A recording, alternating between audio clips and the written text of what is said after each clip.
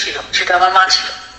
তো আমার মা যখন এখন নেই, তো আমার জীবন তো আমাকেই ভাবতে হবে। আর আমাকে যদি আমি না ভাবি, তাহলে আমার ভবিষ্যতে আমি যদি মারাও যাই, আমার ঘরের মধ্যে থেকে লাশ বের করার কোনো লোকটা থাকবে না। কারণ আমার বাচ্চা আগামী 10 বছর পর ও নিজের জগতে চলে যাবে। ও আদৌ আমাকে ভালোবাসবে নাকি ও ওর লাইফটা ভালো থাকবে, এটা তো ইম্পর্টেন্ট ব্যাপার।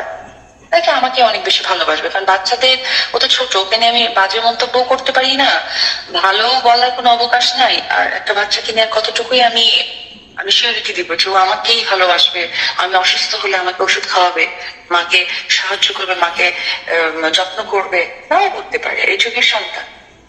কিন্তু তাই বলে আমার অবলম্বন থাকবে না। আর আমি আবরামকে পৃথিবীতে একা রেখে যাবো, আমার আর 2-3টা বাচ্চা লাগবে না।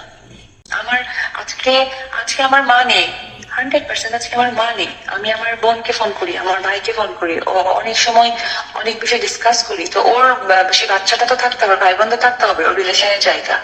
তো ওই সাকিব সাকিব সাকিব আমার একটা ফোন আসছে। অপু বিশ্বাস দিদির এই কল রেকর্ডটা ভাইরাল হয়েছে, এটা শুনে অবশ্যই একটা জিনিস ভালো লাগলো, দেরিতে হইলেও সে বুঝছে। অপু বিশ্বাস দিদি মনে প্রাণে চাইছিল সাকিব খানকে কোনো মতে ফুসলায় ফাসলায় আরো 3-4টা বাচ্চা নিবে, কিন্তু সেটা তো আর হইলো না। যেহেতু এটা হয় নাই, তাই নতুন করে অপু বিশ্বাস আবার সংসার পাততে চাইছে, এটা অবশ্যই ভালো দিক। তো দিদি এবার একটা একেবারে হিন্দু ছেলে দেখে বিয়ে করে ফেলেন নাকি? আপনার তো নতুন যে বয়ফ্রেন্ডের কথা শুনলাম ফেরদৌস, সেও তো মুসলিম, তাকেই বিয়ে করবেন। দিদিমণি কিন্তু বলছে আর সাকিব সাকিব করবেন